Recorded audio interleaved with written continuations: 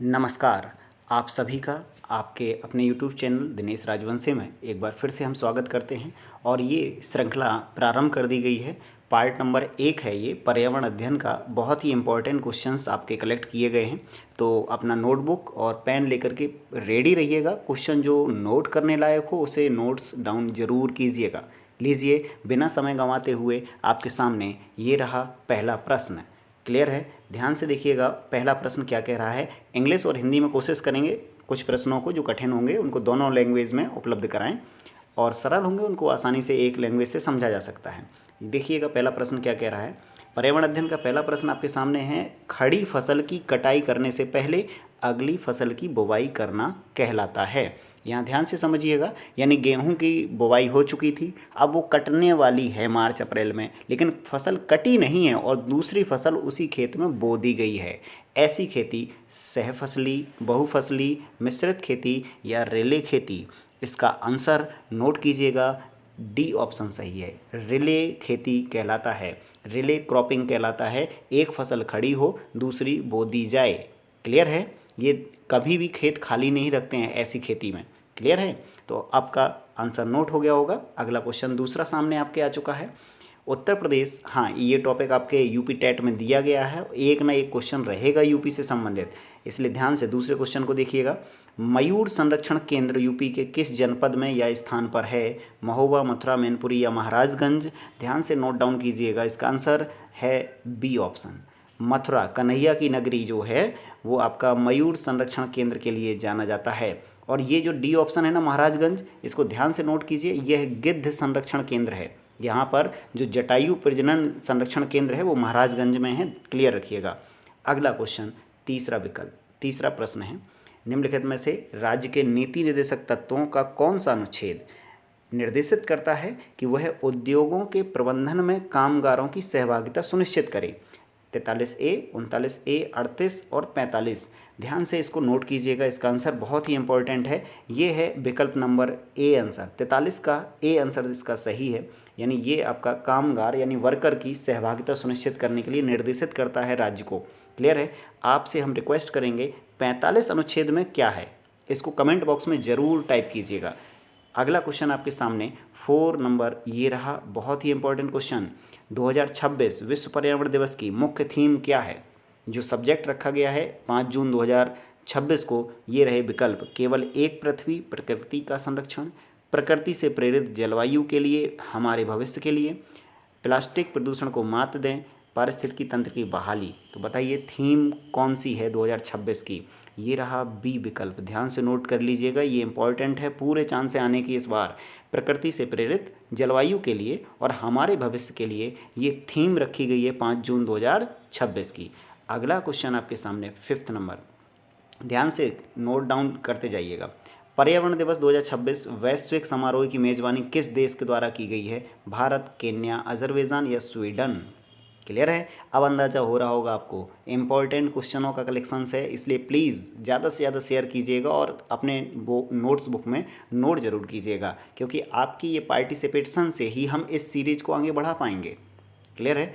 अगला क्वेश्चन इसका आने के पहले इसका आंसर नोट कीजिएगा, गा विकल्प, यानी अजरबैजान देश में विश्व पर्यावरण दिवस मनाया गया है, या इसका आयोजन किस देश में? अजरबैजान। इसकी राजधानी भी नोट कर लीजिएगा, अजरबैजान की राजधानी है बाकू। क्लियर है?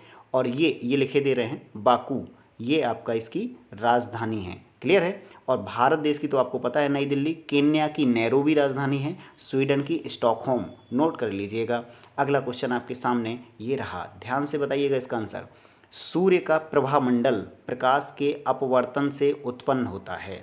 ये ध्यान से नोट कीजिएगा, क्वेश्चन का एक लेवल है, ध्यान रखिए, और कठिन नहीं है, ये एक यूपी टेट के लेवल पर ले चल रहे हैं हम। इसलिए सूर्य सन में जो प्रभामंडल बनता है, प्रभामंडल मतलब चारों ओर एक रिंग जैसा बन जाता है प्रभामंडल, जैसे देखा होगा देवी देवताओं के सिर के पीछे एक आभामंडल होता है, वैसे ही सूर्य के चारों ओर बनता है प्रकाश के अपवर्तन से। तो किसके कारण? स्तरीय मेघों की जलवाष्प में, या स्तरीय मेघों लिखा है, ये मेघ बादल लिखा हुआ है, ध्यान से टाइपिंग मिस्टेक है। पक्षाभ स्तरीय मेघों के हिमरवों में, या पक्षाभ मेघों के हिमरवों में, या स्तरीय मेघों के धूल कणों से। बहुत ही क्लोज आंसर है इसका। ये है आंसर आपका बी विकल्प, यानी दूसरा ऑप्शन सही है इसका। पक्षाभ स्तरीय मेघों के हिमरवों, यानी आइस क्रिस्टल के जो कण हैं वो सूर्य के प्रकाश को अपवर्तित कर देते हैं, जिससे सूर्य के चारों ओर एक आभामंडल या प्रभामंडल जैसा हमें फील होता है धरती निवासियों को। क्लियर है। अगला क्वेश्चन 7 आपकी स्क्रीन पर ये रहा। निम्नलिखित में से कौन सा वन भारत में आर्थिक दृष्टि से सर्वाधिक महत्वपूर्ण है। क्वेश्चन का एक लेवल है, प्लीज़ आप सभी से रिक्वेस्ट है नोट करते जाइएगा और समझते जाइए। जिस क्वेश्चन में अगर समझने में थोड़ी प्रॉब्लम है हमें कमेंट बॉक्स में टाइप करिए, हम नेक्स्ट वीडियो में उस क्वेश्चन को ज़रूर एक्सप्लेन करेंगे। आर्थिक दृष्टि से पूछा है, वो भी भारत में, तो कौन से वन इंपॉर्टेंट हैं। ज्वारी, सदाबहार, कांटेदार या पतझड़ वाले। ध्यान से नोट कीजिए, इसका आंसर है 4 ऑप्शन, चौथा विकल्प सही है। आप लोग सदाबहार चले गए होंगे शायद। इसका आंसर कौन सा है, पतझड़ वन। भारत में सर्वाधिक पतझड़ बनवाए जाते हैं और इमारती लकड़ी, फर्नीचर वगैरह किसमें बनाते हैं, साल, सागौन, चंदन, सुना है ना। तो यही वो विकल्प सही है इसका। पतझड़ वन भारत के आर्थिक दृष्टि से बहुत ही इंपॉर्टेंट हैं। 8 प्रश्न आपकी स्क्रीन पर, ध्यान से देखिएगा। ये जैव उपचारण बायो रिमीडिएशन से तात्पर्य है, यानी जैव उपचारण। एक और ऑप्शन आता है जैव आवर्धन, वो अलग चीज़ है, और ये जैव उपचारण है। तो इसको विकल्प पढ़िएगा। जीवों द्वारा पर्यावरण से विषैले पदार्थों का निष्कासन, रोगाणुओं व पीड़कों पर जैविक नियंत्रण करना, शरीर में अंगों का प्रत्यारोपण करना, सूक्ष्म जीवों की सहायता से रोगों का निदान करना। चारों विकल्प ध्यान से पढ़िएगा, धैर्य से। अब आंसर सोच लीजिएगा। इसका आंसर है पहला विकल्प, जीवों द्वारा पर्यावरण से विषैले पदार्थों का निष्कासन जैव उपचारण कहलाता है। तो उपचार से अगर आप समझ पा रहे हों, देखिएगा हमारे किसान या कोई भी व्यक्ति अब इस मिट्टी में इतना रसायन डाल चुका है, यानी उसका जैव आवर्धन, बायो मैग्नीफिकेशन बहुत ही ज़्यादा हो गया है, यानी उसमें स्टोर हो चुके हैं केमिकल्स। उन केमिकल या विषैले पदार्थों का निष्कासन ही जैव उपचार कहलाता है। समझ पा रहे होंगे आप। 9 नंबर प्रश्न आपके सामने, संयुक्त राष्ट्र पर्यावरण कार्यक्रम द्वारा पर्यावरण संरक्षण यानी पर्यावरण रक्षा एवं सुधार हेतु दिया जाने वाला पुरस्कार किसके द्वारा, UNEP। ये आपको क्लियर होगा, आपको ये क्लास में बताया जा चुका है। यूनाइटेड नेशंस एनवायरनमेंट प्रोग्राम के द्वारा पर्यावरण सुरक्षा के लिए कौन सा पुरस्कार दिया जाता है। इसका आंसर कौन सा है, आपके सामने विकल्प चारों हैं, उनमें पहला विकल्प सही है। ग्लोबल 500 UNEP के द्वारा ये पुरस्कार दिया जाता है। प्रश्न नंबर 10, निम्नलिखित में से कौन सा एक राष्ट्रीय उद्यान चमोली के निकट स्थित है। अब आपके जितना भी नॉलेज होगा ना, निचोड़ के इस प्रश्न में पूरा खाली हो चुका होगा। आपको पता है चमोली जिला उत्तराखंड में है, लेकिन विकल्प देखिए, दुधवा राष्ट्रीय उद्यान, वृहद हिमालयन उद्यान, जिम कॉर्बेट और नंदा देवी।